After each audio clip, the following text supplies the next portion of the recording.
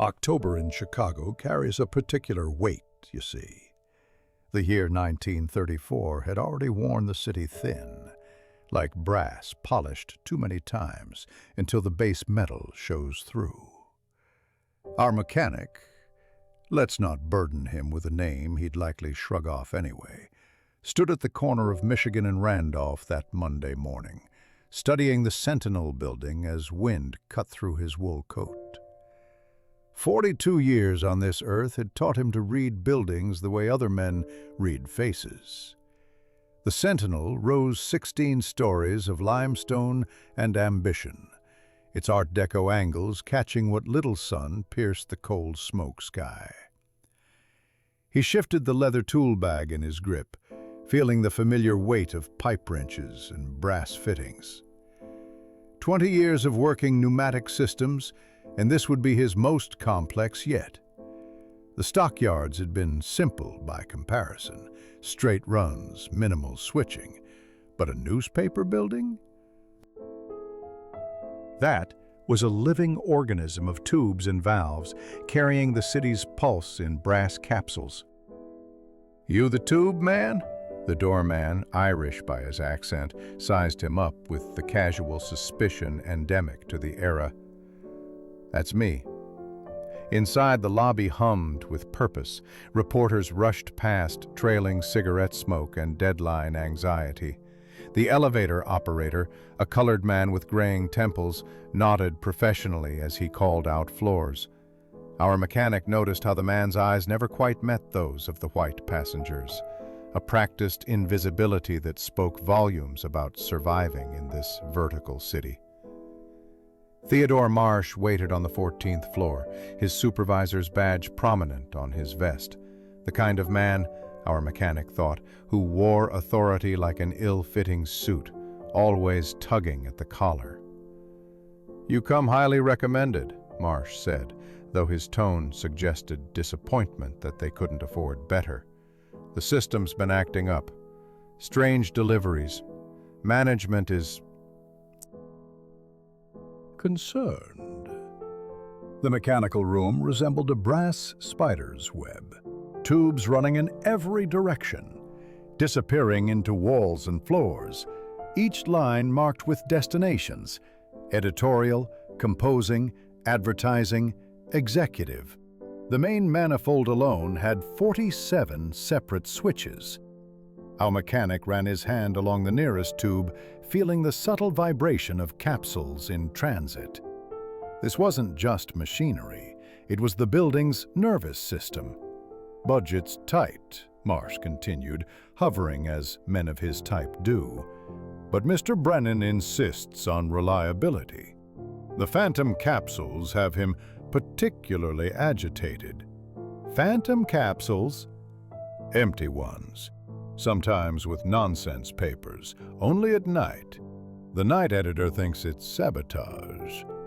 A mechanic nodded, already calculating pressure differentials and potential vacuum leaks. But something in Marsh's nervous energy suggested more than mechanical failure. In 20 years, he'd learned that systems rarely failed without human help. The work would pay $35 a week. Good money when a third of the city couldn't find work at all. More importantly, it would cover Margaret's application to McKinley's Secretarial Academy. His daughter had her mother's ambition, that dangerous belief in betterment that the Depression hadn't quite crushed. He'd found the acceptance letter hidden in her dresser last week, alongside a carefully copied list of tuition costs. That first afternoon, he mapped the primary routes, noting peculiarities. The executive floor had redundant lines, power protecting its communications. The newsroom ran hot, capsules flying with stock reports and wire service updates. But it was the building's rhythm that fascinated him. 3:30 brought the first edition deadline, the tubes singing with urgency. 5 o'clock saw the business offices empty, their lines falling silent. He worked until 7 when the building transformed. Day shift surrendered to night, a smaller, stranger crew. Linotype operators arrived. their lead-stained fingers ready for the graveyard shift. Copy boys became different creatures in the empty halls, their youth both more vulnerable and more wild. "You'll be working late," a woman's voice, secretary by her efficient bearing, though her dress showed the careful mending that marked everyone these days. "Some nights. Systems tell their truths after dark," she smiled, understanding more than he'd meant to reveal. "Dot Henley, 12th floor, Mr. Brennan's section," she paused. "The phantom capsules have everyone spooked.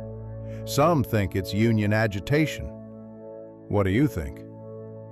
"I think this building holds more secrets than the morgue files." Walking home along the lake, our mechanic considered the job's complexity. The Sentinel building wasn't just brick and brass, it was ambition made vertical, each floor a stratum of class and influence. The pneumatic system connected these worlds while maintaining their separation. A capsule could travel from janitor's closet to executive suite, but the janitor himself never could. Margaret waited at the kitchen table, her schoolwork spread before her. She'd prepared soup, thin but hot. They ate in companionable silence, these two survivors of Sarah's absence. 5 years since the influenza took her, and still the third chair accused them nightly. "How was the new job, Pop?" "Complicated." He watched her face, seeing her mother's determination there. "Good complicated, though. Steady work." She nodded, returning to her studies. He wanted to mention the secretarial school, to promise he'd manage the fees, but promises were dangerous things in 1934. Better to work quietly, to let brass tubes and patient labor speak for him. The city outside their window glowed with electric ambition, its light reflecting off the lake like scattered coins. Somewhere in that glow, the Sentinel building stood, its pneumatic veins ready to reveal their secrets. 3 days into the job, and already the Sentinel building had shown him its moods. Morning brought the chaos of breaking news, tubes whistling like tea kettles as capsules shot between floors. Afternoon settled into a steadier rhythm. Features, reviews, the methodical compilation of tomorrow's truths. But Thursday evening brought the first real sign of trouble. Harold Brennan himself appeared in the mechanical room at 6:45, Irish temper barely contained beneath his editor's precision. 58 years old, built like a man who'd fought his way up from the stockyards beat, he had the kind of presence that made even the brass fittings seem to stand straighter. "Another one," he said, slapping a capsule on the workbench. "Third this week." Inside, a single sheet of paper covered in what looked like random typewriter strikes. Letters without meaning, as if someone had rolled their face across the keys. Our mechanic examined the capsule itself. Standard brass, no modifications. The routing tag showed editorial to composing, a routine path. When exactly? 9:17 last night. And before you ask, the night editor was alone. Heard the tube arrive, opened it to this nonsense. The mechanic made notes in his worn leather journal, sketching the capsule's dimensions, checking for unusual wear patterns.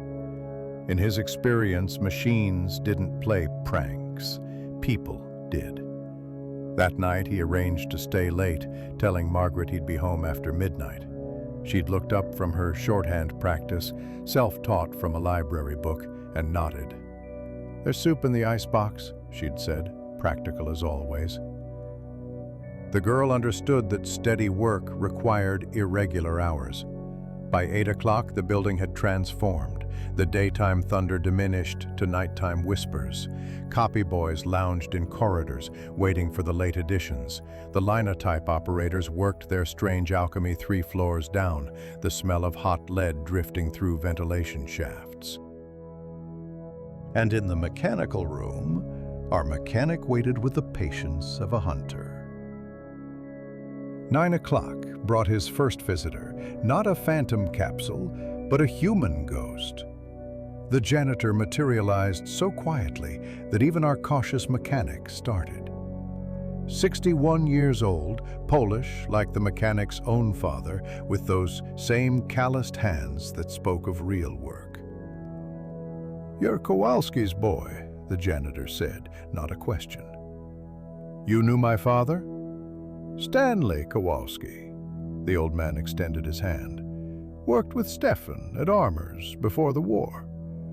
You have his way of listening to machines." Strange how the past could ambush you in a modern building. They shared a thermos of coffee, Stanley's contribution, while the tubes sang their nocturnal songs. The old janitor knew the building's bones, its hidden spaces and forgotten corners.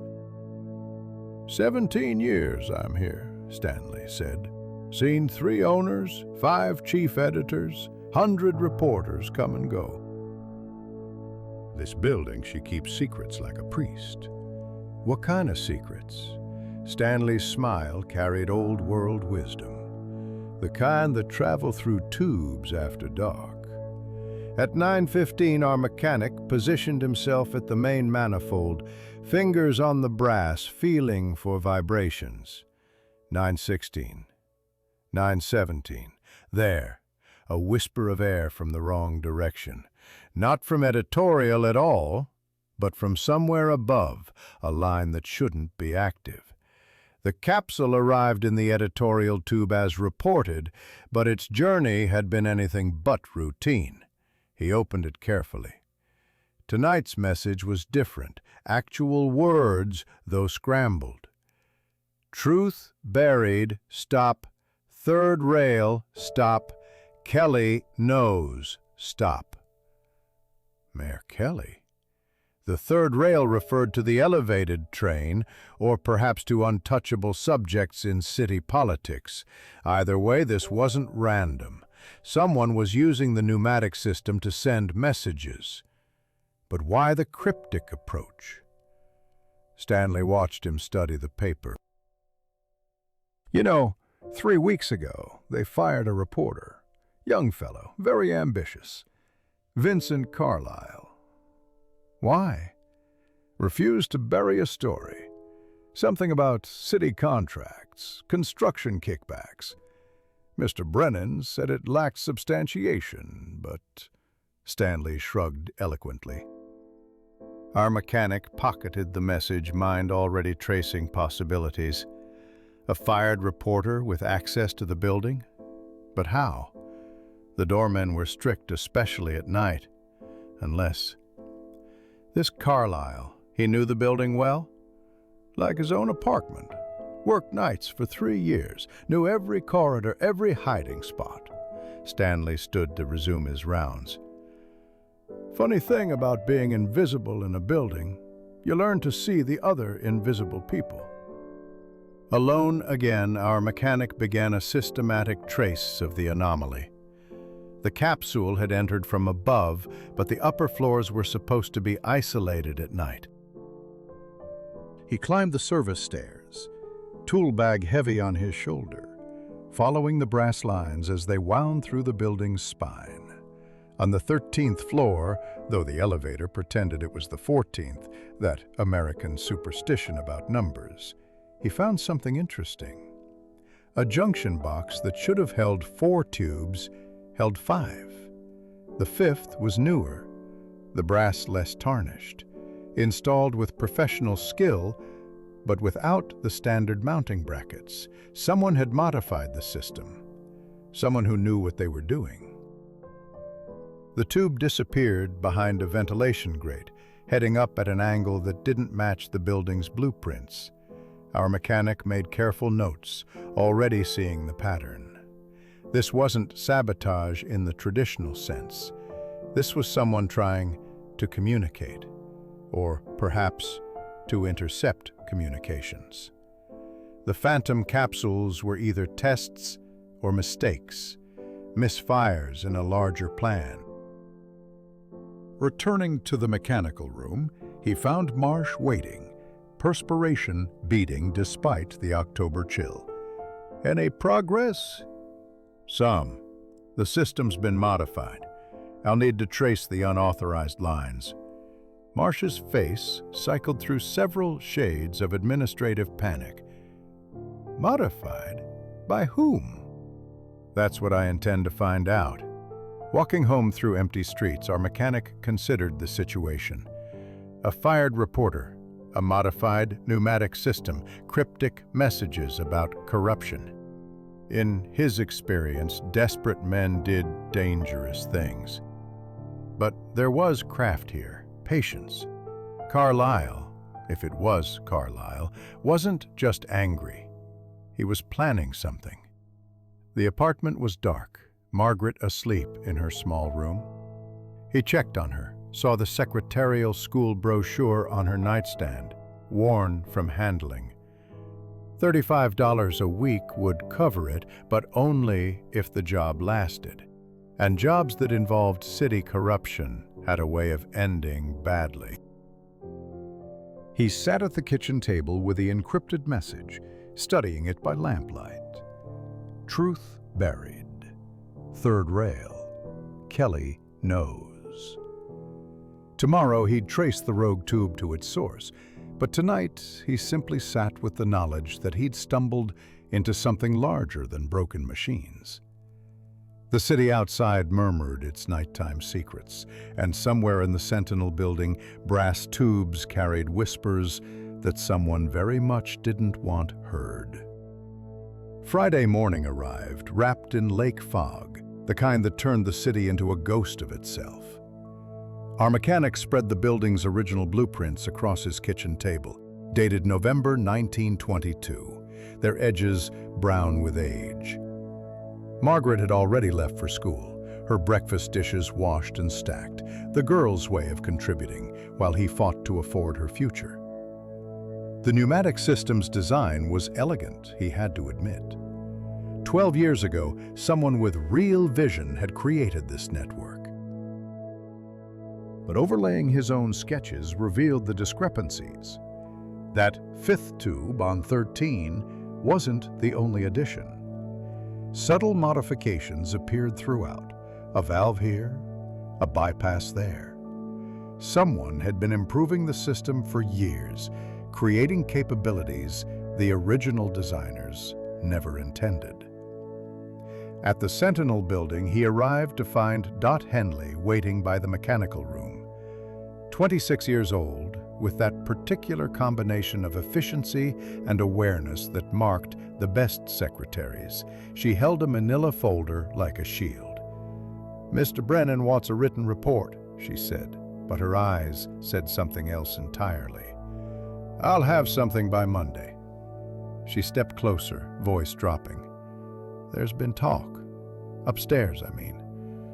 Some of the board members want to replace the entire system. Go to a modern electric setup. Electric intercoms. The death knell for pneumatic post." Our mechanic had seen it happening across the city. Brass tubes ripped out like copper veins, replaced by wires and switches. "That would be expensive." "Not if they claim insurance for sabotage." She glanced around, then pressed the folder into his hands. "Maintenance records. Last 5 years. Thought they might help." Inside the folder, between routine service logs, he found something interesting. 3 years of requests for system expansion, all signed by V. Carlyle, all approved by middle management without Brennan's knowledge. The fired reporter hadn't just used the system, he'd been systematically expanding it. That afternoon brought an unexpected education. Following the rogue tubes required accessing parts of the building most workers never saw. Between the walls, above the ceilings, below the floors, a hidden geography of pipes, wires, and ducts. The Sentinel building was really 2 buildings, the one people worked in and the one that made that work possible. On the 11th floor, He squeezed through a maintenance hatch into the interstitial space. Here, the unauthorized tube ran alongside legitimate ones, camouflaged by expert routing. Whoever did this understood that the best place to hide something was next to identical things. He traced it upward, marking his path with chalk, until strange sounds stopped him. Voices, muffled but distinct, coming through the walls. He was behind the boardroom, he realized, where the paper's owners met. Without meaning to, he could hear everything. Quarterly projections, staffing cuts, and then something that made him freeze. The Kelly administration guarantees the contract, assuming our editorial position remains supportive. So that's what the cryptic messages meant. The paper was trading favorable coverage for city construction contracts, the kind of arrangement that built fortunes during the Depression while working men stood in bread lines. Our mechanic remained perfectly still until the meeting ended, understanding now why someone might risk everything to expose this truth. That evening he found Stanley polishing brass fixtures in the lobby, the old janitor working with methodical precision. "You look like a man who's seen too much," Stanley observed. "Sometimes knowledge is a burden." Stanley nodded, understanding perfectly. "You know what I tell myself? In Poland, my grandfather was a clockmaker. He said every gear has its purpose, but only the whole mechanism tells time. We're just gears, you and me. We keep turning, keep the machine running. What time it tells, that's not our responsibility." But our mechanic wasn't sure he agreed. That night at home, Margaret showed him her shorthand practice, pages of mysterious symbols that encoded regular words. "It's like a secret language," she said proudly. "Miss Patterson at the library says I'm a natural." Looking at his daughter's work, he thought about codes and secrets, about the hidden languages that ran through the city. The pneumatic tubes carried their own coded messages. The rogue editions spoke their silent protest. And somewhere, Vincent Carlyle was trying to tell a story that powerful men wanted buried. "Pop, why do you think people keep secrets?" He considered the question, thinking of the board meeting he'd overheard, the corruption that flowed as naturally as water finding its level. Sometimes to protect themselves, sometimes to protect others, sometimes because the truth is too heavy to carry alone. She nodded, returning to her practice. He watched her work, this 16-year-old girl preparing for a future in offices like the Sentinel building, where she'd take dictation from men who traded truth for profit. What kind of world was he trying to lift her into? Later, studying the maintenance records Dot had provided, he found Carlyle's pattern. The reporter had been building something specific, a parallel network that could monitor the main system. Every modification created a listening post or interception point. This wasn't random vandalism or even simple revenge. This was journalism by other means, an attempt to document what couldn't be reported. The pieces were coming together now. Carlyle was still in the building, had to be, hidden in some forgotten space. The phantom capsules were his mistakes, messages intended for specific tubes that occasionally went astray. He was trying to gather evidence. But for what purpose? A fired reporter's word against the Chicago Sentinel would carry no weight, unless he had proof. Documents, recordings, the kind of evidence that even Mayor Kelly couldn't make disappear. Our mechanic made his decision then, sitting in his small kitchen while the city rumbled outside. He wouldn't report everything to Brennan, not yet. First, he needed to understand the full scope of what Carlyle had built, because in a city where truth was currency and silence was survival, sometimes the only honest men were the ones hiding in the walls. He pulled out his journal and began sketching. Not the system as it was designed, but as it had become, a hybrid creation of official channels and secret passages, a brass nervous system with a shadow twin. Tomorrow, he'd follow those shadow tubes to their source. Tonight, he simply sat with the weight of knowing that the building he was hired to fix was broken in ways that had nothing to do with mechanical failure. The fog had lifted by the time he went to bed, revealing a clear October night. Through his window, the Sentinel building's lights pierced the darkness, each illuminated window a cell in the hive of news production. Somewhere in that hive, truth and lies traveled through brass tubes at 30 miles per hour, sorting themselves according to laws that had nothing to do with physics and everything to do with power. Saturday brought unseasonable warmth, the kind of October day that made Chicago pretend summer might return. Our mechanic arrived at the Sentinel building early, before the weekend skeleton crew, armed with coffee and determination. He'd spent the previous night creating a timeline, and the pattern was unmistakable. Phantom capsules appeared exclusively during important editorial meetings. The correlation was too perfect for coincidence. Someone was monitoring the schedule, knew when the boardroom would be occupied, when sensitive discussions would occur. Our mechanic positioned himself in the mechanical room with a clear view of the main manifold, his journal open to a fresh page. 9:30. Board meeting commenced according to the schedule Dot had discreetly left on his workbench. 9:32. A subtle change in the pneumatic system's breathing, pressure dropping in the executive circuit. 9:35. A capsule arrived in the wrong tube, containing what appeared to be fragments of typed conversation. Contract guarantees 40% over cost. Kelly's man takes his cut off the top. He pocketed the evidence, mind racing. These weren't random interceptions. Someone was actively documenting corruption, building a case one overheard conversation at a time. The technical sophistication required made him reconsider his assessment of Vincent Carlyle. This was the work of someone who understood both journalism and engineering. Moving through the building with practiced invisibility, a skill every maintenance worker perfected, he traced the pressure drop to its source.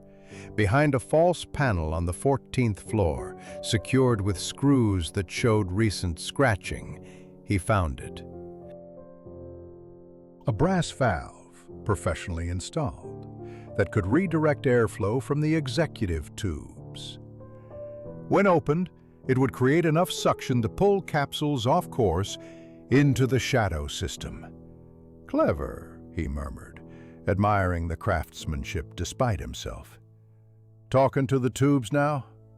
Stanley appeared with his cleaning cart, but his eyes were sharp with interest.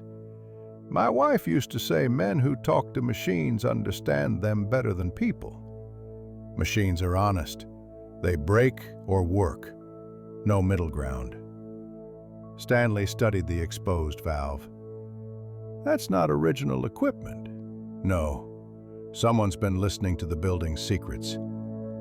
The old janitor was quiet for a moment, then, "During Prohibition, we all knew which speakeasies paid protection to which cops.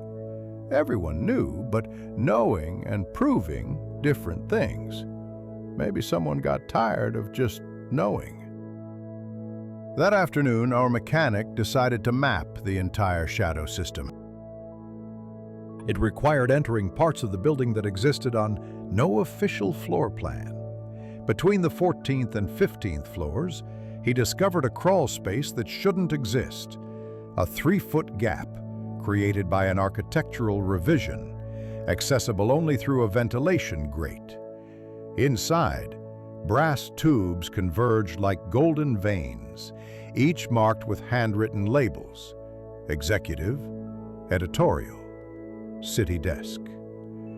A wooden crate served as a makeshift desk, covered with notebooks, carbon papers, and a mechanical typewriter.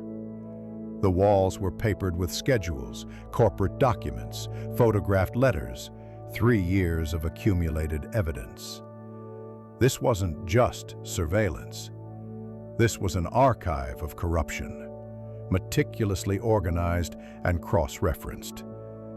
Our mechanic recognized the work of a trained journalist, someone building an airtight case.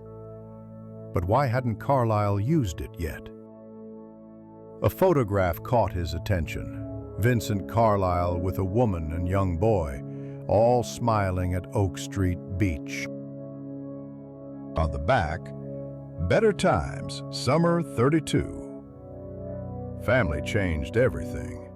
A single man could risk revenge, but a father? That required different calculations." Footsteps in the corridor sent him scrambling back through the grate. Marsh stood there, suspicious and sweating as always. "What are you doing on this floor?" "Tracing a pressure leak. The executive tubes are losing efficiency." Marsh's eyes narrowed. "Mr. Brennan wants your report. Monday morning, without fail." "He'll have it."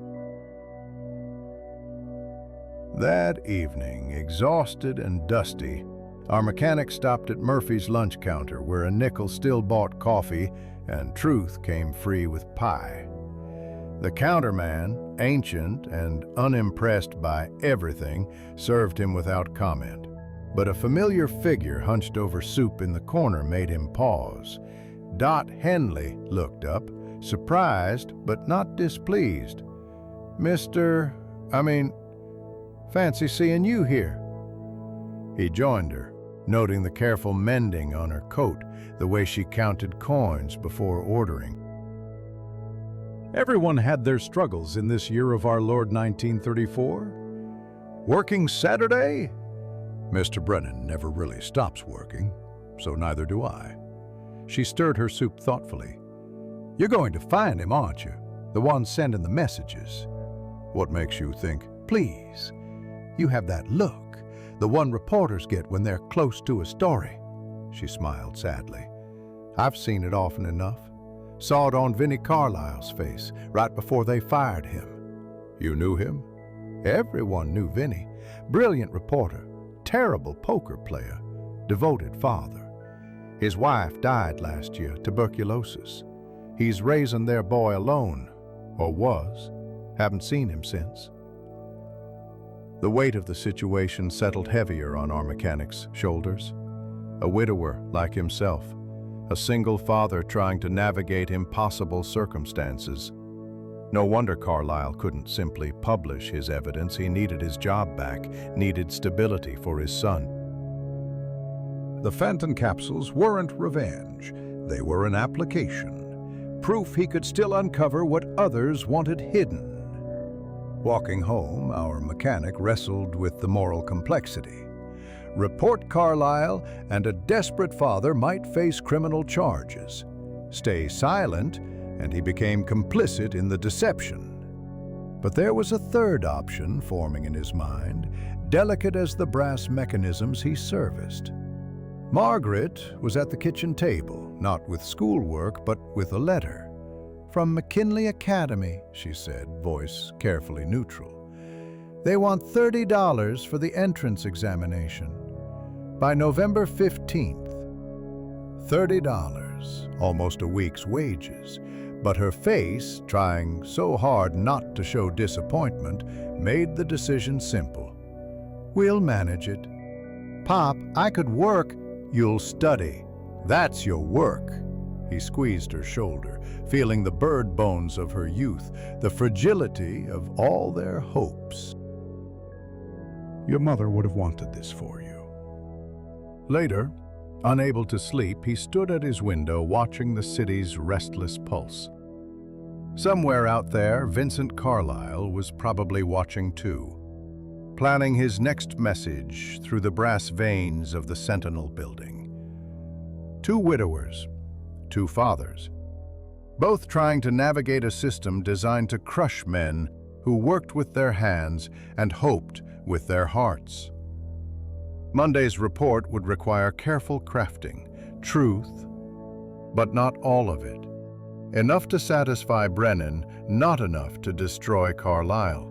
Because in a city built on shadows and secrets, sometimes the only justice was the kind that traveled through hidden tubes, carrying whispers of corruption that might someday become shouts of reform. Monday arrived dressed in rain, the kind that turned Chicago's streets into rivers of ambition and regret. Our mechanic stood before Harold Brennan's desk, his carefully worded report in hand. The chief editor read it slowly, occasionally grunting approval or concern. "So the system has been modified," Brennan said finally. "But by whom?" "Still investigating. The work is professional, someone with intimate knowledge of the building." Brennan's eyes, sharp as typeset, studied him. "How long until you find our ghost?" "A week, perhaps 2. These modifications took years to install. They won't reveal themselves quickly." A lie, but a necessary one. Our mechanic had already found Carlyle's hiding place, needed time to decide what to do with that knowledge. Brennan dismissed him with a wave, already turning to the day's crises, a labor strike at the stockyards, rumors of bank failures, the endless churn of news. That afternoon brought an unexpected challenge. The rogue tubes didn't just run horizontally through floors, they descended into the building's basement, below even the printing presses. Our mechanic followed them down, past the legitimate mechanical spaces, into areas that predated the current building. Foundations from Chicago's constant rebuilding of itself. Here, in the submarine darkness lit only by his electric torch, the tubes multiplied into a maze. Someone, Carlyle, presumably, had created switching stations that could redirect capsules to multiple destinations. It was brilliant and mad in equal measure. The work of someone who'd spent countless night hours perfecting their secret network. A scraping sound made him freeze. Footsteps, but not from above, from parallel to his position. Someone else was down here. He killed his torch, standing in absolute darkness, listening. The footsteps continued, accompanied by metallic sounds, tools working on pipes. Then a voice, talking to itself as lonely workers do. 3 more joints, then the connection's complete. Not Carlyle's voice, too old, too accented. Our mechanic risked relighting his torch, following the sound through the maze. He found Stanley, the janitor, wrench in hand, connecting a new section of brass tube to the shadow system. Both men stared at each other in the torchlight, caught in mutual conspiracy. Stanley spoke first. "So, we both keep secrets. You've been helping him." "Someone has to." Stanley set down his wrench with the careful movement of old joints. "You think I clean toilets because I love the work? My son needs medicine, the expensive kind. Vinny paid when he could, before they fired him." The web of connection grew more complex. Carlyle hadn't built his network alone. He'd had help from the building's invisible workers, the ones who moved through spaces executives never saw. "How many others know?" Just me now. The elevator operator who helped, he moved to Detroit. The night watchman, he got scared after Vinny was fired. They stood in the basement's damp embrace, two men bound by discovery. Our mechanic made a decision that would have seemed impossible a week ago. Show me the rest. Stanley led him through the labyrinth, explaining Carlisle's system with the pride of a collaborator. Tubes that could intercept messages from any floor, recording devices, modified dictaphones that captured conversations near pneumatic outlets, a complete surveillance network built from brass and desperate ingenuity. He's documenting everything, Stanley explained. Every dirty deal, every bribe, every threat. 3 years of evidence. He says when he has enough, the feds will have to act. Why hasn't he used it? Would you believe a fired reporter? He needs someone respectable to validate it, to say, yes, this is real. I've seen the proof. Stanley's smile was bitter. But respectable people don't crawl through basements looking for truth. They emerged through a different route, into a supply closet on the 3rd floor. Dot Henley stood there, arms crossed, unsurprised. I figured you two would meet eventually. Another conspirator, the secretary who saw everything, who'd been feeding our mechanic information from the start. How long have you known? Since the beginning. I type Brennan's letters, file his secrets. Someone should know what this paper really prints. Lies dressed as news, corruption sold as progress. She handed him an envelope. Inside, $30 in worn bills. For your daughter's examination. Call it an investment in the future. I can't. You can. You will. Because we're all trying to lift someone up, while the city tries to drag everyone down. Her fierce pride reminded him of his late wife, that same refusal to let circumstances define possibilities. That evening, he worked legitimately on the main system, improving efficiency, replacing worn gaskets. But his mind was on the shadow network, on Carlisle, somewhere in the building's hidden spaces, listening to secrets through brass tubes. The fired reporter was building something unprecedented, not just evidence of one scandal, but a complete record of how power operated in Depression-era Chicago. At home, he gave Margaret the $30 for her examination. She hugged him with desperate gratitude, and he didn't tell her where it came from. Some gifts were better left mysterious.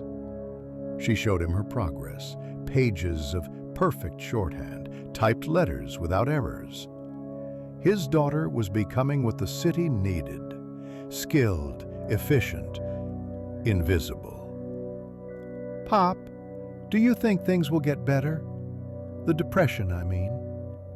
He considered lying, offering easy comfort. But she deserved truth. Things will change.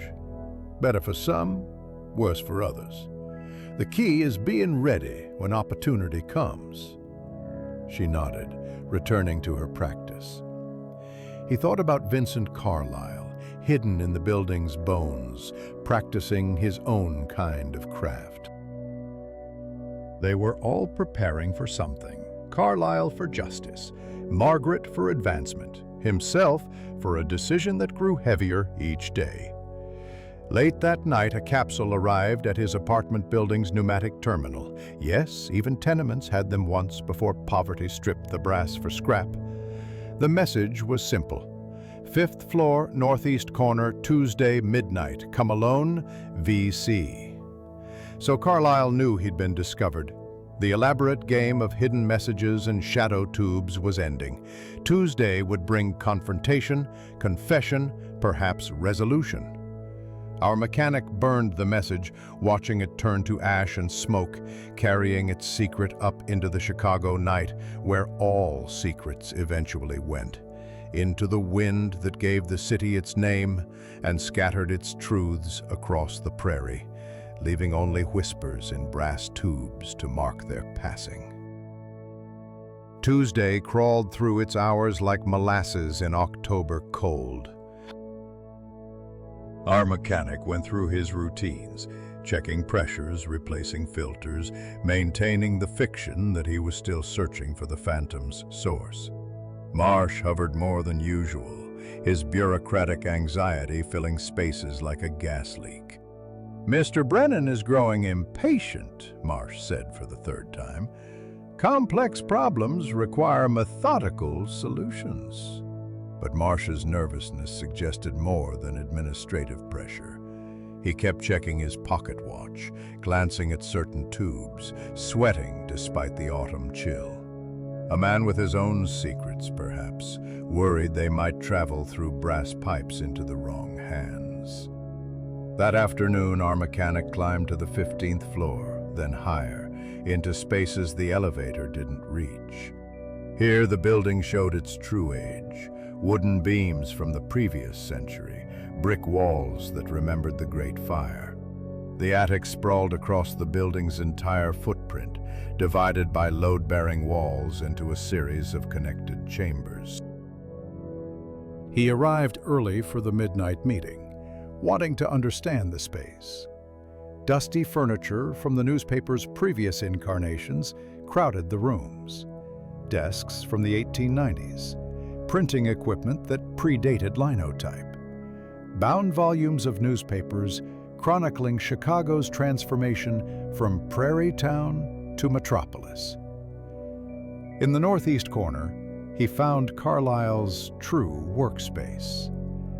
Not just the cramped listening post he'd discovered earlier, but a complete office hidden in the attic's bones. Modified pneumatic tubes converged here from every floor, each with a valve that could capture passing capsules. A complex switching panel, built from salvaged telephone equipment, allowed selective monitoring of any conversation near a pneumatic outlet.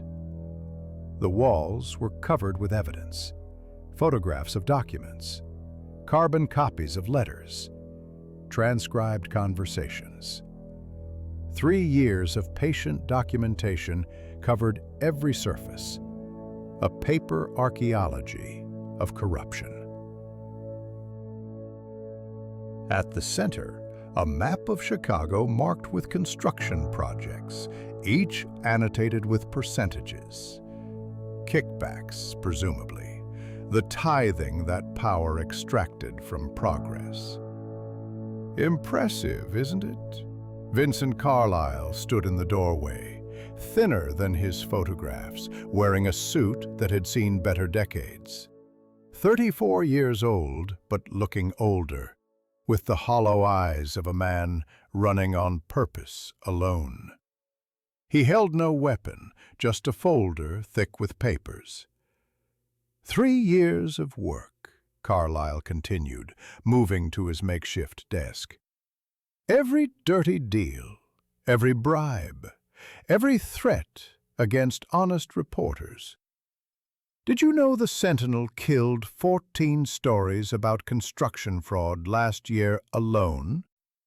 Our mechanic studied the younger man, seeing desperation held together by rigid discipline. Why not take it to the federal prosecutors? With what credibility? I'm a fired reporter who broke into his former workplace. They'd arrest me before reading a single page. Carlyle's laugh was bitter as black coffee. But you're legitimate, hired by Brennan himself. Your word would carry weight. So that was the game. Carlyle hadn't just been gathering evidence, he'd been waiting for the right messenger, someone positioned to validate his discoveries.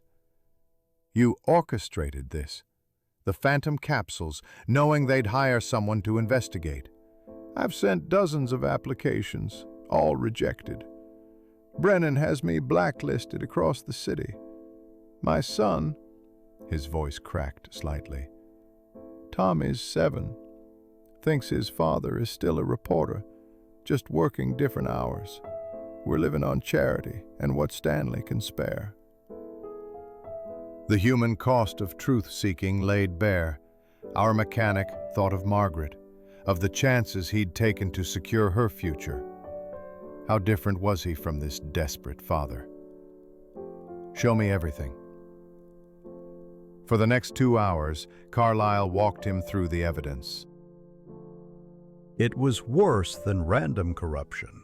It was systematic, organized. The Sentinel wasn't just complicit. It was the hub of a network that connected City Hall, construction companies, and organized crime. Mayor Kelly's administration used the paper to launder bribes through advertising contracts.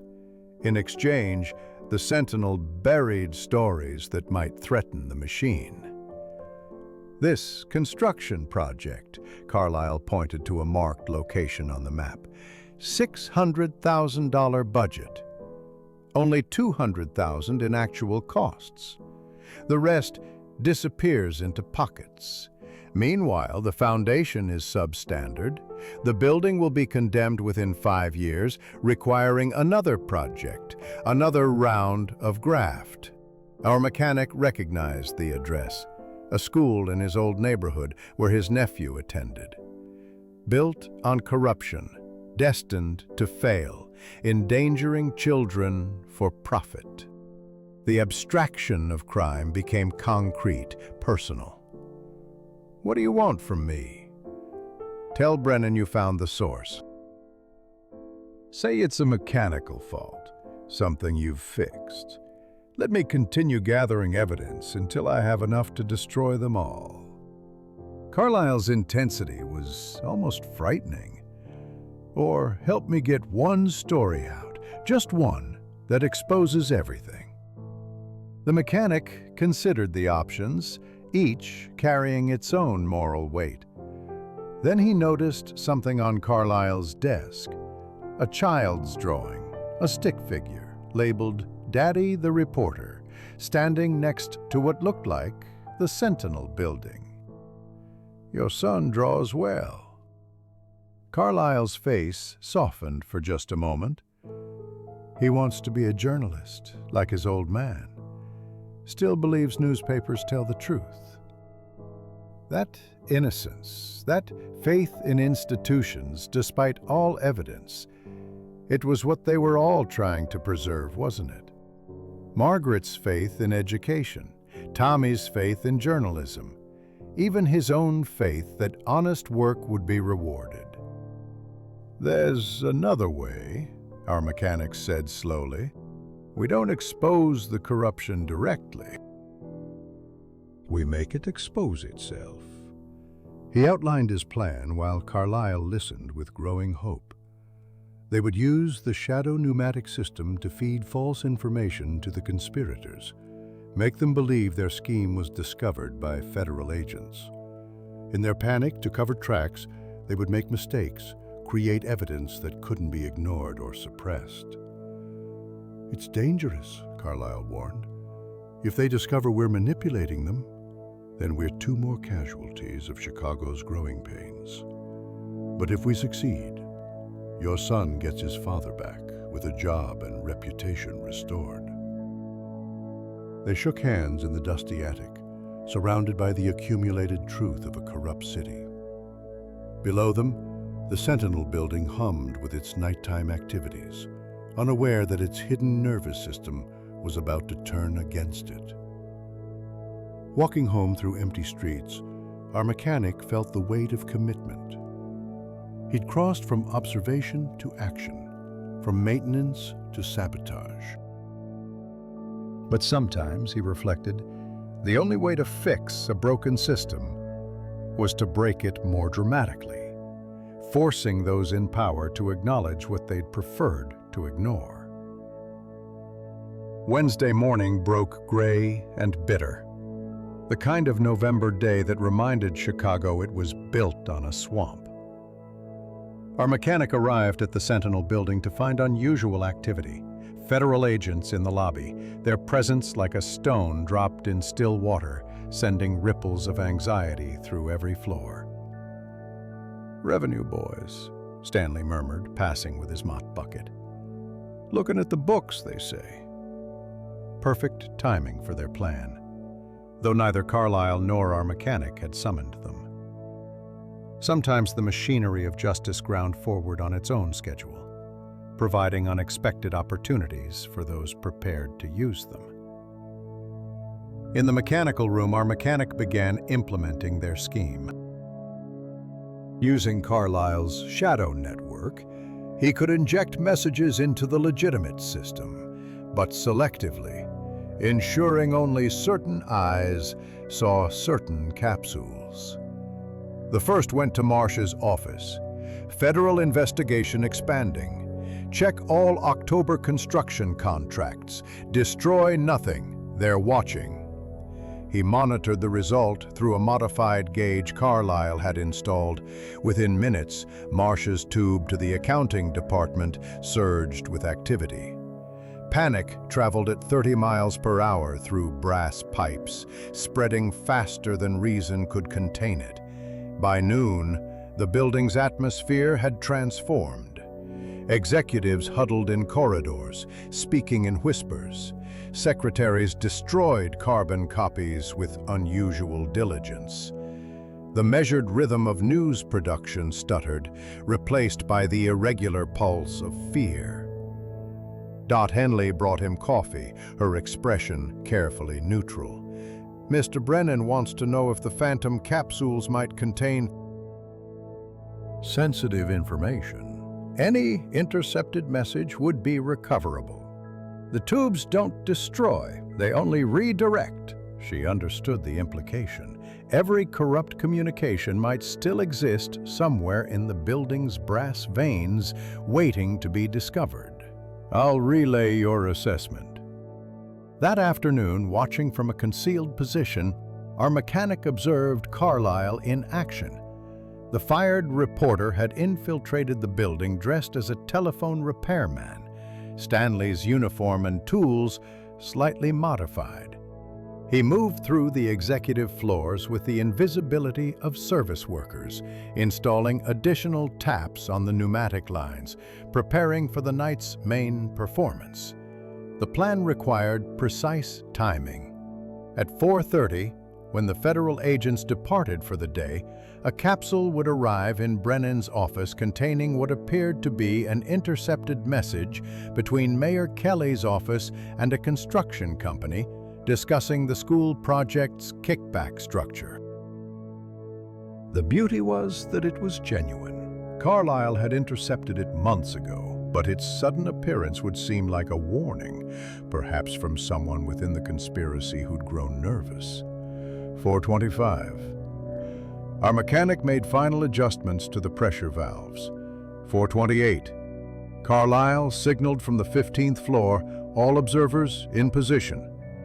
4:30. He released the capsule into the system.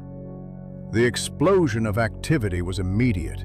Brennan himself stormed from his office, demanding Marsh locate every piece of correspondence related to city construction.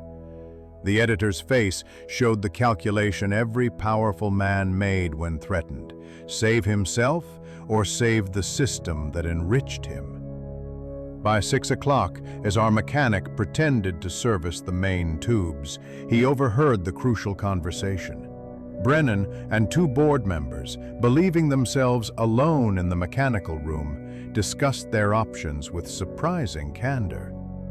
"We publish the story ourselves, control the narrative. Make it seem we've been investigating all along. But Kelly's finished if this comes out.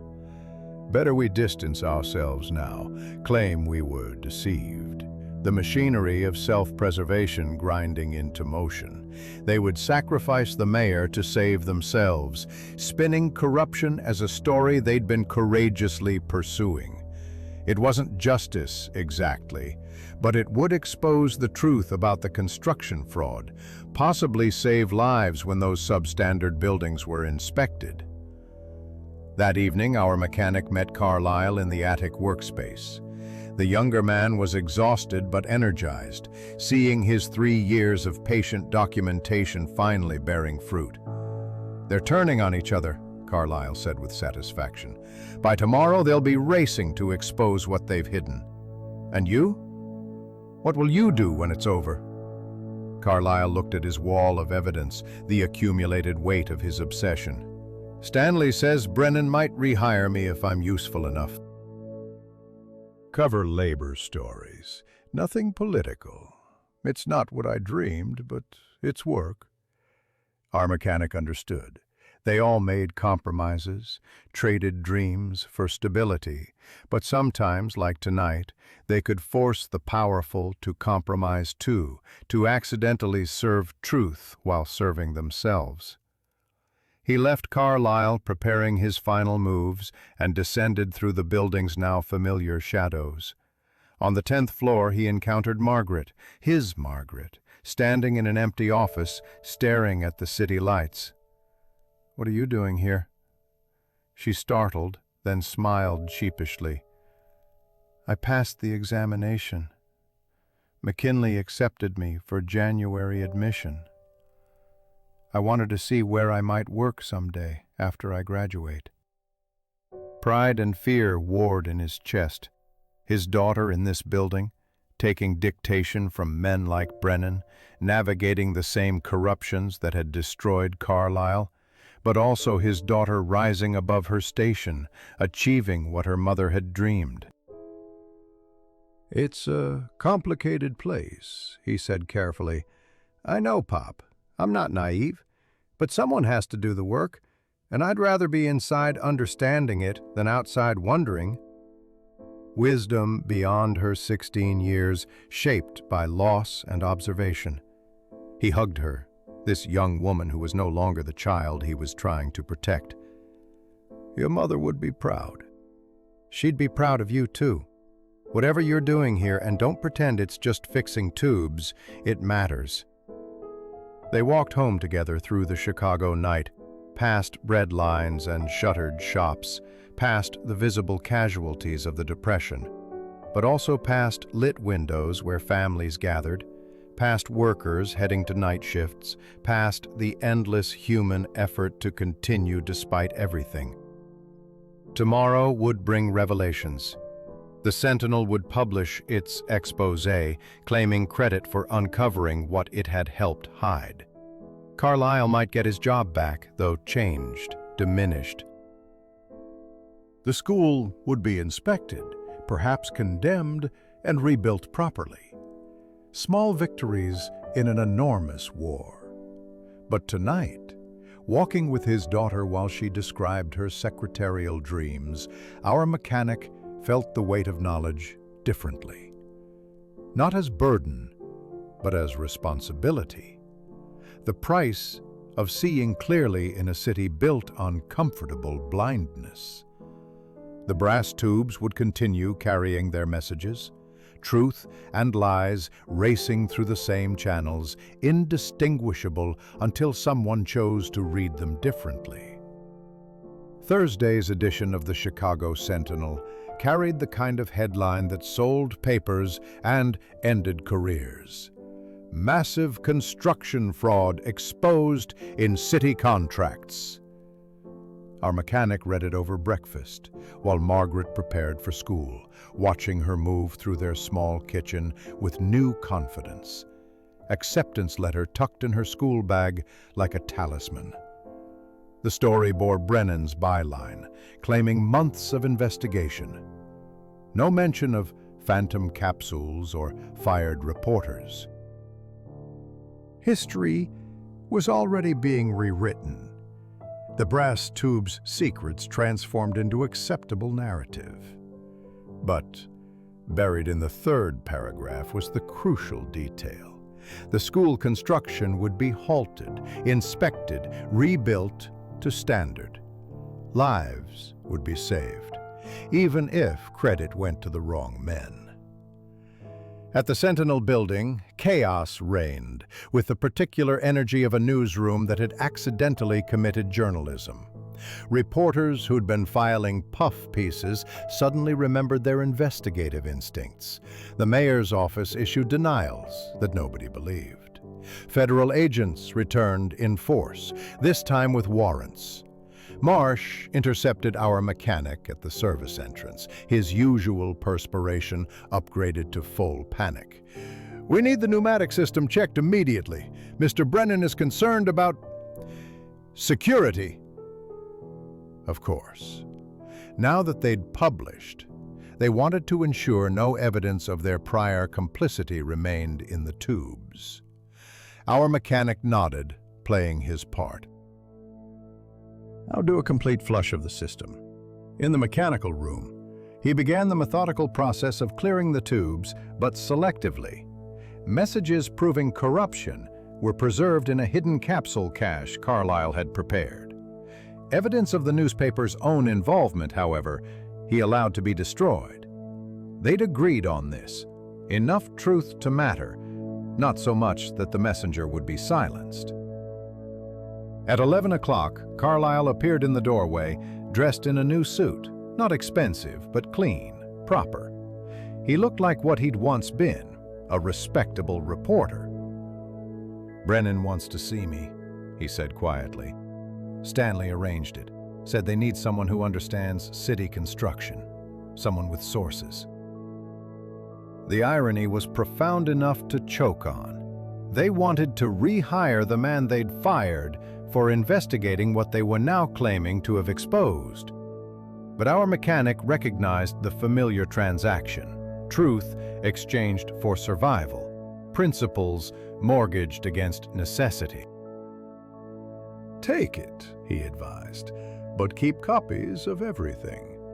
Carlyle nodded, understanding. They shook hands, two men who'd briefly conspired to make the city marginally more honest, now returning to their designated roles in its machinery. The afternoon brought an unexpected visitor.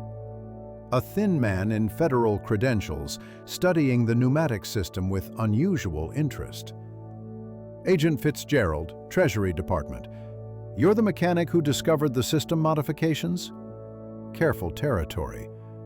"I found some unauthorized additions, yes." "Show me."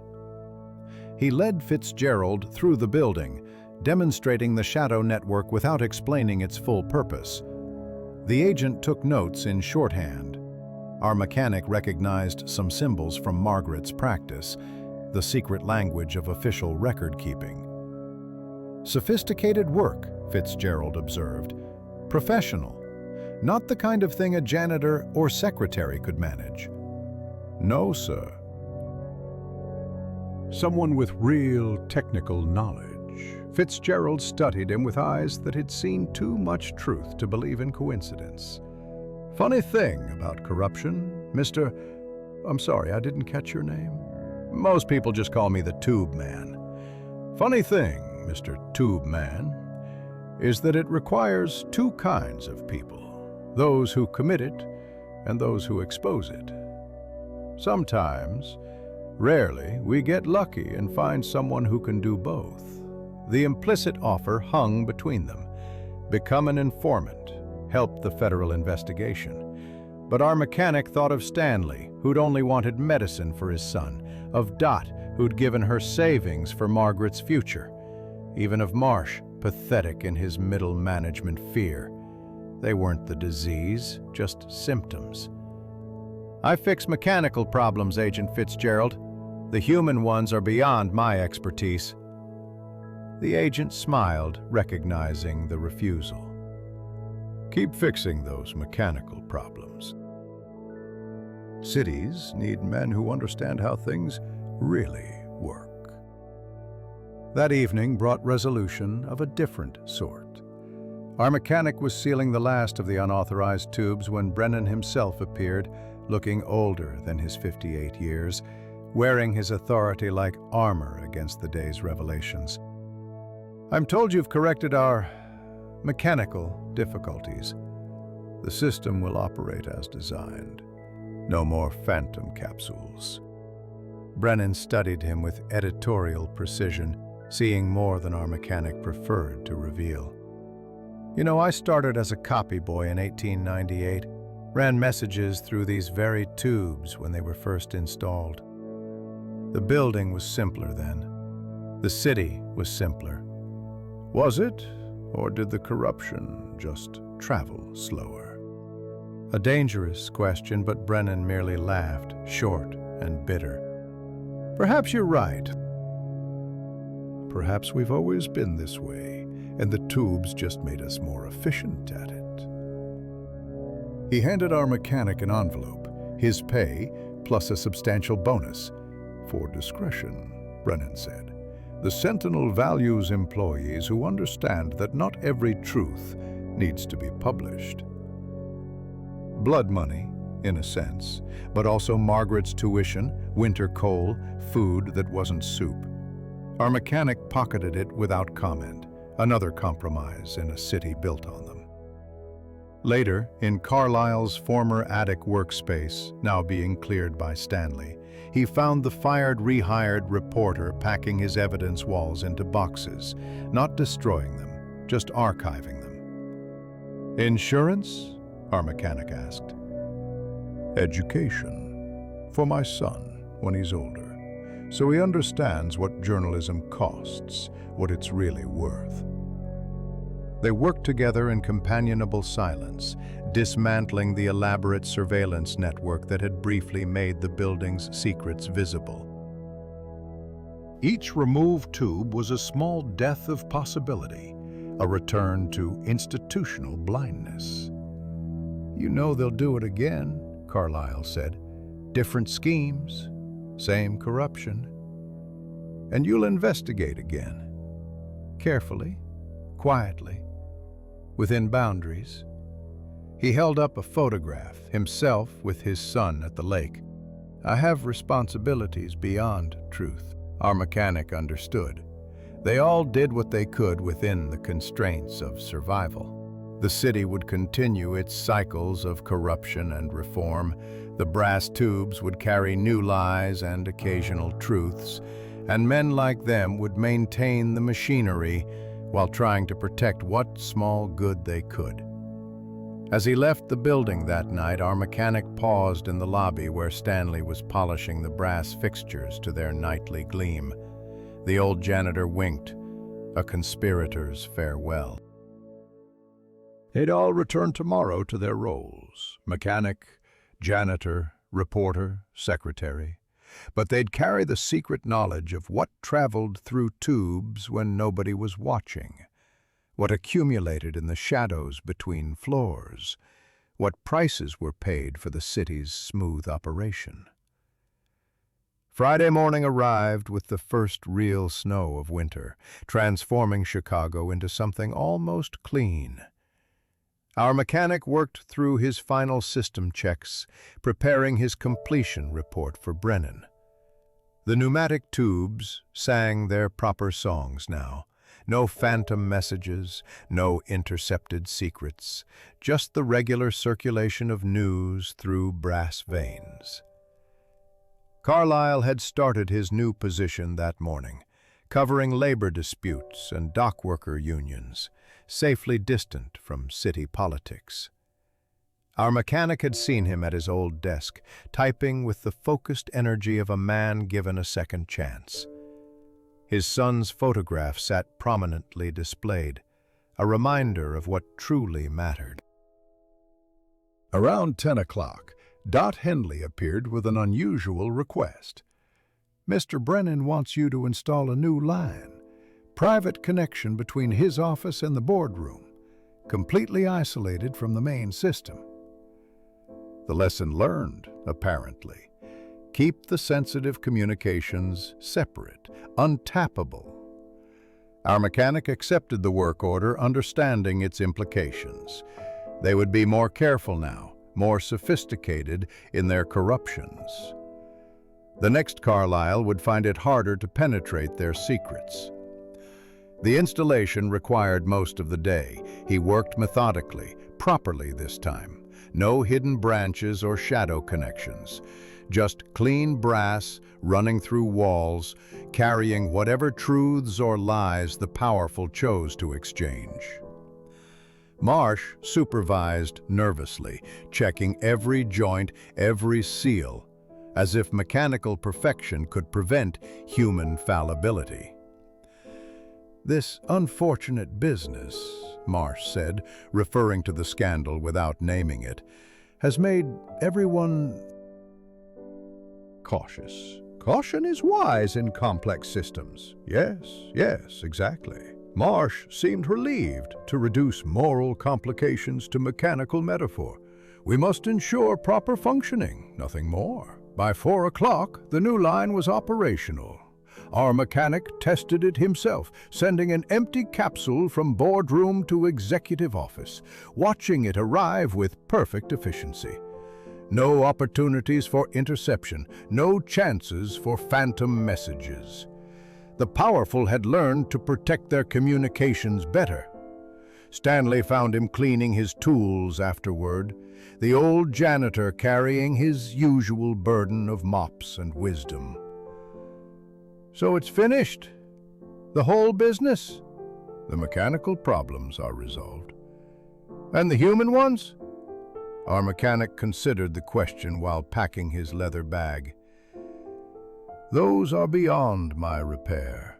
Stanley laughed, but not unkindly. "My grandfather in Krakow, he was a rabbi. He used to say that God made humans broken so we'd have something to fix in each other." Maybe the breaking and fixing, that's the whole point. That evening, our mechanic submitted his final report to Brennan. The chief editor read it carefully, occasionally asking technical questions, verifying that all unauthorized modifications had been removed. Satisfied, he opened his desk drawer and withdrew another envelope.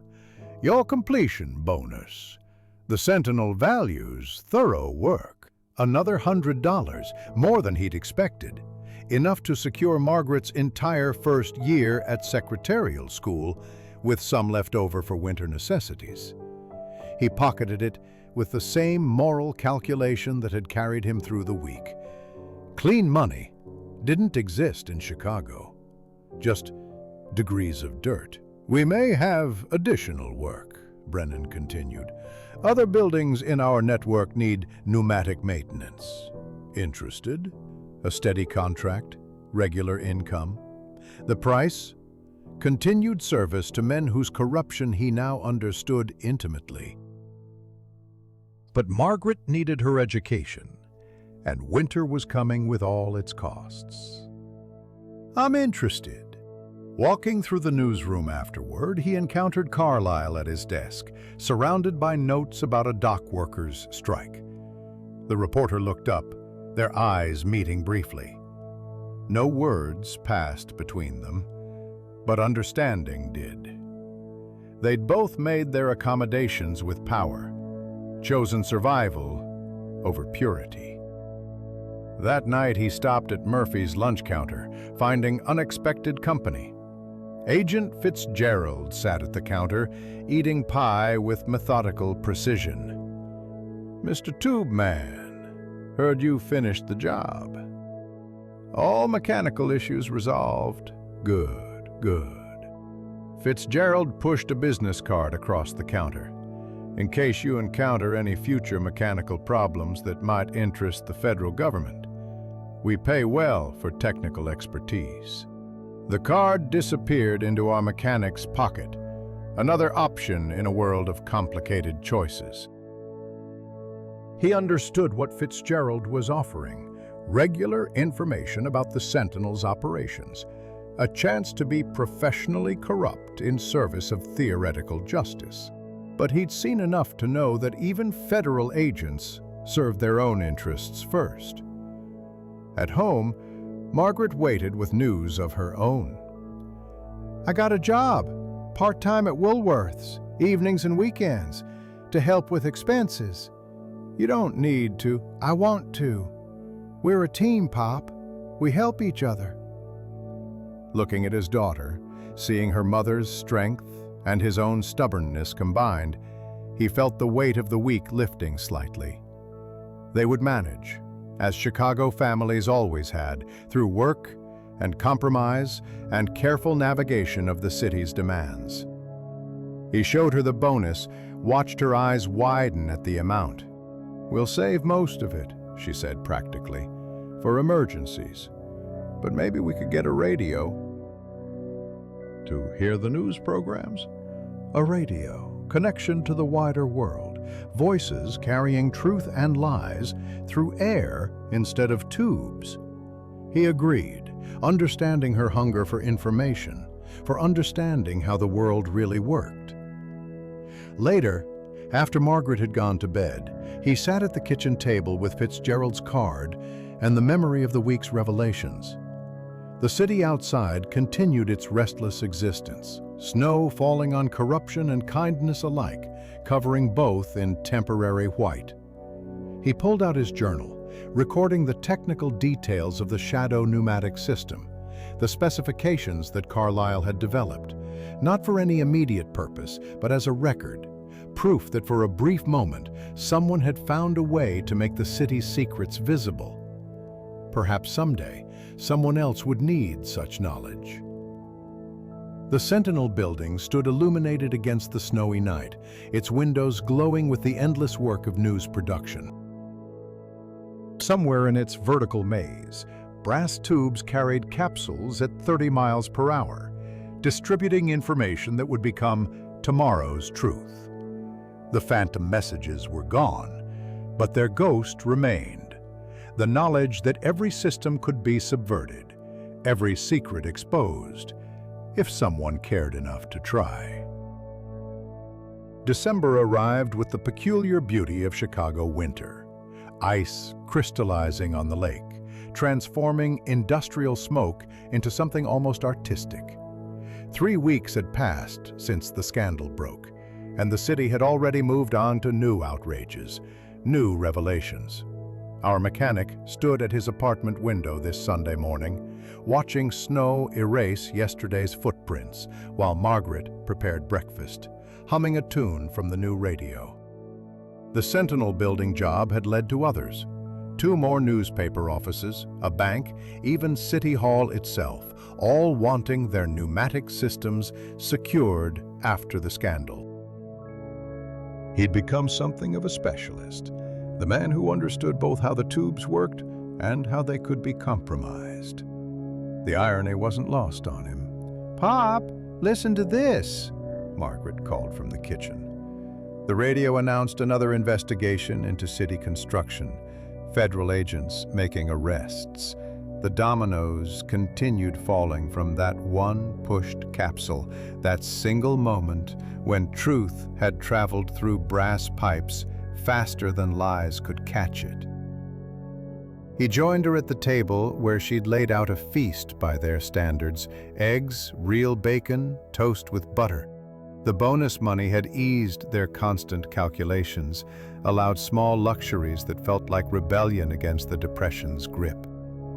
"I start at McKinley next month," she said, though they both knew this already. "Miss Patterson at the library says I could be ready for advanced placement." "Your mother always said you had the mind for it." Margaret smiled, but something deeper flickered in her eyes. "Do you think she would have understood what you did at the Sentinel?" He'd never told her directly, but children, especially children who'd lost a parent, developed acute awareness of unspoken truths. "What do you think I did?" "Something necessary. Something that helped people, but couldn't be discussed." She spread jam on her toast with precise movements, her mother's grace in her gestures. "Mr. Kowalski mentioned you when I saw him at the market. Said you were like your father, a man who fixed more than just machines." Stanley, unable to resist hinting at their shared secret. The old janitor had used his bonus to finally get proper medicine for his son, who was already improving. Small victories in the city's vast struggle. That afternoon, our mechanic walked to the Sentinel building, not for work, but for a peculiar pilgrimage. The security guard recognized him, waved him through with the casual respect given to those who'd proven useful. He climbed the stairs to the 15th floor, then up the hidden ladder to the attic. The space had been cleared, but not cleaned. Dust motes danced in light from the single window, and the walls still showed the marks where Carlyle's evidence had hung. Our mechanic sat on the abandoned crate that had served as a desk, contemplating the empty room that had briefly been the city's conscience. "Thought I might find you here." Stanley emerged from the shadows, moving with his janitor's quiet grace. "I come here sometimes, too, to remember." They sat together in companionable silence, two working men who'd briefly touched something larger than themselves. Outside, Chicago churned through its Sunday routines, churches releasing their congregations, families gathering for dinners they could barely afford, the endless human effort to maintain dignity against circumstance. "Carlyle's doing well," Stanley offered. "His boy visited the newsroom yesterday." You should have seen Vinny's face, proud and terrified at once. "The boy still wants to be a reporter?" "More than ever. Says his dad's a hero who exposed corruption." Stanley's laugh was gentle. "Children need their myths. Don't we all?" They sat until the light began to fade, then descended through the building together. In the mechanical room, our mechanic checked the tubes one last time, habit more than necessity. They sang their proper songs, carrying their capsules between floors with perfect efficiency. The shadow system was gone, but he could still see its ghost in the walls, the paths where truth had once traveled uninvited. That evening, he stopped at Murphy's counter for coffee and found Dot Henley there, dressed in her Sunday best. She smiled, gesturing to the empty stool beside her. "Celebrating?" "In a way. I'm leaving the Sentinel. Got a position at the Federal Building." Agent Fitzgerald needs a secretary who understands how information really moves through Chicago. So Fitzgerald was building his own network, recruiting those who'd proven themselves during the scandal. Our mechanic wondered if Dot would find federal service any cleaner than newspaper work, but kept his doubts silent. "He asked about you again," she continued. "Said the offer stands." "I'm just a mechanic." "No," she said firmly. "You're a man who understands systems. That's rarer than you think." Walking home through the snow, our mechanic considered her words. Systems. Mechanical, political, human. They all operated by similar principles: pressure and release, connection and isolation, the constant circulation of energy that kept cities alive. He'd spent weeks inside one system, seen its corruption and its possibilities, helped it fail in a way that might have made it marginally better. The apartment was warm when he arrived, Margaret having mastered the temperamental radiator. She was practicing typing, fingers flying over the keys of a second-hand machine they'd bought with part of the bonus. The radio played quietly. A news program about Roosevelt's latest reforms, hope and skepticism mixed in the announcer's tone. "How fast?" he asked, watching her work. 60 words per minute. Miss Patterson says that's professional level." Professional. His daughter would enter offices like the Sentinel building, would take dictation from men like Brennan, would navigate the same compromises and corruptions he'd witnessed. But she would do it with skill, with knowledge, with the ability to read between the lines of what powerful men said. He thought about leaving her a warning, some wisdom about the nature of the systems she would serve. But she would learn her own lessons, make her own accommodations with power. All he could give her was the foundation: education, awareness, the stubborn integrity she'd inherited from her mother. Late that night, unable to sleep, he stood at the window watching the city's distant lights. Somewhere, brass tubes were carrying messages through the darkness, some true, some false, most a mixture that served someone's purpose. The phantom capsules were gone, but their lesson remained. Every system could be subverted. Every secret could travel through unexpected channels. Every lie could be exposed if someone cared enough to try. Chicago spread before him like a vast machine, its gears turning regardless of the human cost. But within that machine, people like Stanley and Dot and even Carlyle continued their small rebellions, their acts of kindness and courage that the city's weight couldn't quite crush. The brass tubes would sing their songs tomorrow, carrying new stories through the vertical maze of ambition and compromise. And somewhere, someone would listen for the phantom messages, the truths that traveled uninvited through systems designed to hide them. The snow continued falling, covering the city in temporary grace. Our mechanic finally understood something that had eluded him through all the years of fixing machines. The braking wasn't the problem to be solved. The braking was the point. The crack through which light entered, the failure that made room for something better. He'd helped break the Sentinel's perfect corruption, and from that breaking had come small justice, partial truth, enough hope to justify tomorrow's labor. Margaret stirred in her room, murmuring in her sleep.